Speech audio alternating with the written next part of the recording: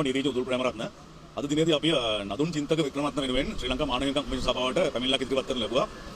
මෙහිදී විශේෂයෙන් අපි සඳහන් කළේ නදුන් චින්තක වික්‍රමරත්න ඉතාම දීර්ඝ කාලයක් ත්‍රස්තවාදී වැළැක්වීම පනත යටතේ කිසිදු සාධාරණ හේතුවකින් තොරව රඳවා තබා ගැනීම සහ ඔහුට එම අත්අඩංගුවේ රඳවා ගනා තබා ගැනීමේදී සිදුවෙන බරපතල මානව හිමිකම් උල්ලංඝන වීම සම්බන්ධව තමයි අපි පැමිණිලි සිදු කරේ. විශේෂයෙන් මෙහිදී අත්අඩංගුවට මෙම නදුන් චින්තක වික්‍රමරත්න අත්අඩංගුවට ගත්තේ 2023 මාර්තු මාසේ 15 වෙනිදා මැඩගස්කර් රාජ්‍යයේදී ඔහු රතු වරෙන්තුවක් මත අත්අඩංගුවට ගත්තා. ගල්කිස්ස උසාවියේ විභාග වීමෙන් පවතිච්ච නඩුවකට අදාළව රතු වරෙන්තුවක් මත. ඉන් අනතුරුව ඔහු ලංකාවට අරගෙන ආවේ ඇවිල්ලා ත්‍රස්තවාදී වැළැක්වීම පනත යටතේ 9-1 වගන්තිය යටතේ මාස 3 බැගින් අවස්ථා 3ක්. ඒ කියන්නේ එහි උපරිම කාලය රඳවා තබාගෙන ප්‍රශ්න කරා අවුරුද්දක්.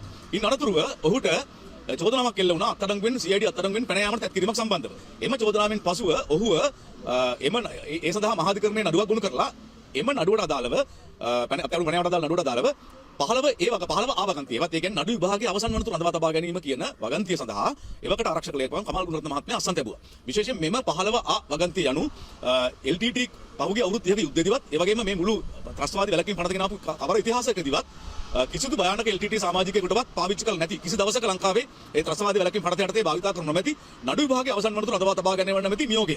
ඒ නඩු විභාගයේ කොච්චර කල් ගියත් නඩු විභාගයේ අවසන් වනතුරු රඳවා තබා ගත යුතුයි කියන එක. එතකොට ඒ රඳවා තබා ගැනීම නියෝගය මත ඔහු තවත් අවුරුද්ද කාලයක් ඔහු බන්ධනාගාරගත අත්අඩංගුවේ සිටි ත්‍රස්තවාදී වැළැක්වීම කොට්ටාශේ ඉන් අවුරුද්දකට පසුව එම නඩුව ඉල්ලා කරන ත්‍රස්තවාදී විමර්ශන කොට්ටාශේ නැවත වාරයක් එම චෝදනාව සඳහාම තවත් අලුත් නඩුවක් පැවරුවා. ඒකට හේතුනේ මේ 15 ආවගන්තියට 2022 අවුරුද්දේ ගෙනාපු සංශෝධනයක් තිබෙනවා. 15 ආවගන්තිය නමින් ඒ කියන්නේ යම්කිසි රැඳවියක හෝ අත්අඩංගුවට ගන්නා තරත්වෙකු නඩු අත්අඩංගුවට ගත් සිට නඩු විභාගය අවුරුද්දක් යනතුරු ආරම්භ කරලා නැත්නම් ඌට අපදිය යුතුයි කියන කොන්දේසි අපදිය යුතුයි කියන සංශෝධනය 2022 අඩංගු වෙලා තිබුණා. ඉතින් එතකොට මේ සංශෝධනය අනුව හරිනම් ඌට අප ලබා දිය යුතුයි නඩු විභාගය ආරම්භ වෙලා තිබුණේ නැහැ. ඌට ඔහුගේ පළවෙනි නඩුව ඉල්ලාස් කරගෙන දෙවෙනි නඩුව දානකොට.